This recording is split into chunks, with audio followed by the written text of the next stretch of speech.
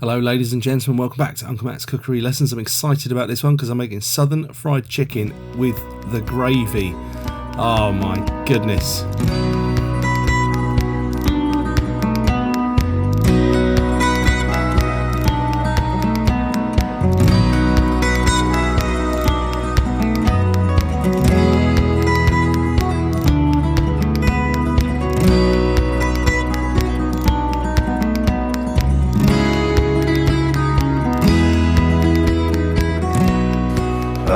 In this recipe, this Englishman is going to be attempting to make something quite scary. Southern fried chicken, not KFC. I don't know if it would be exact, so obviously I would get an awful lot of people pointing out I've used not the exact amount of blend of spices and seasoning. So I'm going to be having a go at it. I'm going to be using a whole chicken cut into saute. I'm going to be using some buttermilk for the brine, and yeah, wish me luck. I think I'm going to need it. Alright. Let's get started, shall we? So, mixing together our spices. You will see lots of different recipes. I don't think it's too complicated. They've got them on the screen there, and that final one is the controversial one. That's the MSG. Feel free to not use that if you don't want to, but it's really, really nice. Got those nicely whisked together, and that's it. That's that bit done. Okay, preparing the chicken. So I'm just taking off the wing tips there. All the trimmings that come off this are going in the gravy. Now normally when I have done a southern fried chicken, or let's occasionally call it KFC, you know the one we're talking about, I just use chicken legs because that's my favourite bit. I just use drumsticks and thighs and they're lovely. But I thought, okay, let's try to do the traditional one.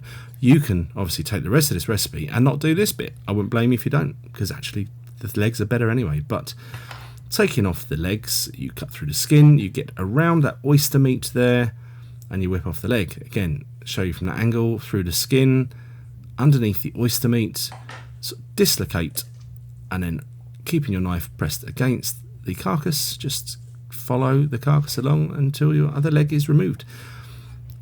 Normally now, if you're cutting up a chicken, you just take the breasts off, wouldn't you? But slightly different this time. We want every single piece of chicken to be on the bone. That way, obviously, they taste nicer when they're cooked, and they should have a similar cooking time. So we're taking out pretty much the backbone there, that way. I've seen other methods where people turn it the other way around and do it with a pair of scissors. Either way, but I just cut at 45-degree angles in there. It's being a little bit tricky with me. I think the last time I did this was 1995 at Weston-super-Mare Technical College when we were making coq au vin, and I haven't done it since, so a little bit rusty. But there you go. That's where I did my 1 year's college course. You learn more in the trade, folks. Anyway, so taking off the breast now. So you can see what I'm doing there. I'm leaving a massive amount of breast on there. So I'm trying to take half the breast meat of one side along with the wing bone. So you sort of follow the line to where the wing bone socket meets the rest of the chicken. And I've got it a bit better, that one. A bit smoother. There you go. Nicely through the socket. So that's the two ends, outside parts of the breast removed. Now we've got like the crown bit, but we've still got some rib cage on there. So let's just whack that off. Again, all those trimmings. That's your stock for the gravy. Amazing stuff. I will add a link to my brown chicken stock recipe. I think you might like that one. Now what I'm doing here is I want to cut this across, you see, but if I go too far to one side, if I go directly in the middle, you'll have uneven portions because one end is a bit thicker than the other. So I've gone a little bit further to one side than the other. I think the camera angle didn't do that justice there. And now it's time to cut these legs in half to separate the thighs from the drumsticks. If it doesn't go through straight away, give it a little wiggle. You'll find the socket. There's a little fat line that helps you find it. This time, just like butter, right the way through. So there we have 2 pieces of thigh. That's my favourite bit. 2 pieces of drumstick. And we've got 4 bits of breast. We've got 2 of the middle part and 2 with the wing attached to it. And now it's time to marinate these. That is buttermilk. If you can't find buttermilk, you can always make some. I'll put a link to my butter recipe if you like. And the byproduct of making your lovely butter is buttermilk. Otherwise, you could use a bit of milk, put a bit of lemon juice in it to thicken it slightly. And I have in the past used yogurt when I've done this, and it's been absolutely delicious. So there you go. But what the buttermilk does, it's going to penetrate through. It's the brining process because we've got some salt in there as well. And also just it tenderises. Very nice. So there we go. 4 to 6 hours in the fridge, or maybe overnight, to get all nice and marinated and brined. Mixing together the plain flour or self-raising flour, which basically plain flour with a bit of baking powder in it, bit of cornstarch, and the rest of the spices. So if I didn't say it earlier, 1/3 of the spices into the marinade, the brine, and the other 2/3 into the crumbing. Here we go. It's time to make the gravy. We're starting with a roux. So I've got some unsalted butter there, in with the flour. Give that a stir. I normally do this on a really low heat. I've got the heat a little bit higher because I'm happy. I actually want to get a slightly blonde roux, meaning a little bit toasty. So here is my lovely homemade brown chicken stock, and when I make mine I really heavily reduce it because I freeze it in little bags. It takes up less space, so it's really quite concentrated. So by all means, if yours lacks a bit of flavour, put a beef stock cube in it. I won't tell anybody, okay? It'll make it taste really nice, I promise. In fact, you could just use stock cubes if you like, and just with the roux to get all nice and thick. Get that in there bit by bit with the stock. And I say, if when you're making this, if your stock's a bit thin, you can just cook it for a bit longer, or if it gets a bit thick, you can add a drop of water to it. That was some dried sage. Other dried herbs are okay as well. It's too thin at the moment, but it's going to continue to thicken. I want to have a little taste. Let's see. I think it needs a bit of seasoning. Yeah, so a little bit of salt, not too much because it was already really strong, and tons of black pepper to your tasting, and just let that simmer away on a low heat until you think it's there, nice and bubbly. That's the consistency that you want. It's all about you, isn't it? And put that to the side. It will thicken and get a skin on it, so every now and again you go and give it a little stir. Depends how in what order you're making everything, right? So now for the breading. So we've got our lovely seasoned flour. I put mine into a roasting tray, so I've got lots of room. And this technique, a bit strange again. When I first saw this, I thought, oh, that's a different thing. I haven't heard of that before. But by adding a bit of the buttermilk to your dredge, you get these little knobbly bits in there. And those knobbly bits, that's what you want in it. That's what turns everybody crazy when you see some beautiful southern fried chicken.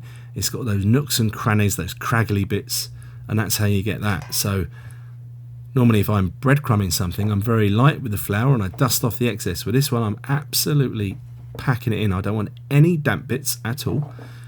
Really take your time, and especially because that's a wing bit, get under the armpit there. Don't neglect that bit. Really press it in. And say, if you're using just chicken legs, it's an awful lot more easy than this way.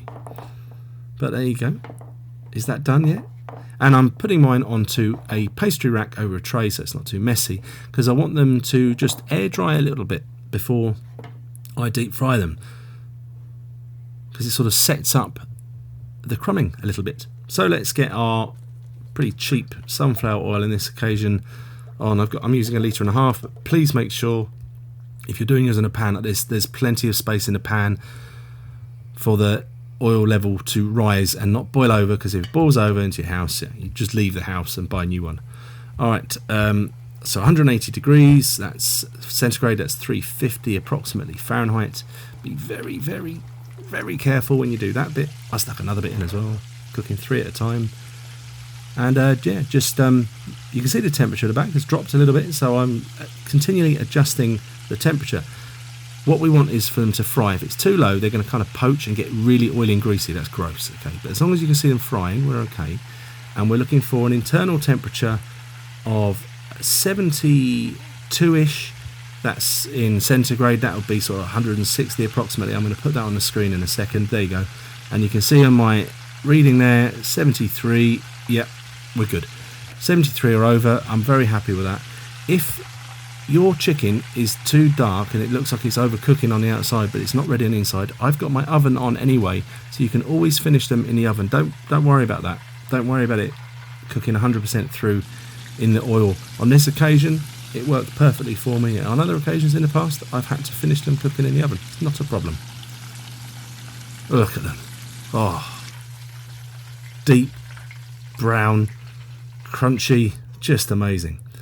So this is the controversial bit as well that I had never heard of before doing my bit of research. And this is gross, but nice. You take your dredgy bits from the deep frying, the stuff that you would throw away, And that's going to go in the gravy. Yeah, I know. And I'm in an erring. Look, I'll take a bit less just in case I absolutely ruin this and I can salvage it.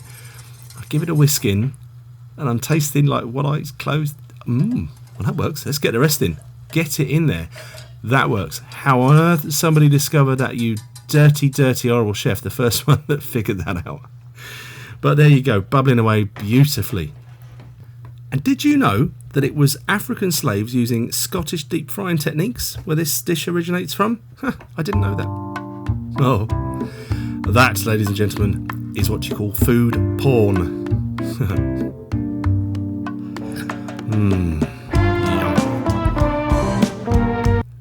Anyway, so I'm going to finish off this little platter. Got some chips there, some corn on the cob, pour in some gravy into my dish there, and look at that gravy, just the right texture. Let's tear off a bit of that. I mean, you know what to do, don't you? You don't need a guidance here, but that's so good. And I'm going to have that with a Diet Coke because, well, you know, I always have a Diet Coke when I have this. Anyway, back over to me for the tasting. Plastic straw. Okay, my southern fried chicken feast is ready, and I'm really excited. I've already had a little taste, so let's try a bit of drum, shall we? Oh, wow, that's that flavour. Burning my fingers, that's normal as well. In my gravy. And that gravy's great. I was really worried about adding the dredges from the frying oil because I thought that just seemed absolutely rank and disgusting. But rather nice. Well done, America. And we're going to dump one of these not particularly traditional chips in my gravy as well. And the gravy's a winner. And the chicken is spectacular. Give my southern fried chicken recipe a go. I think you're going to love it. And catch you in the next video. Coming real soon. Bye.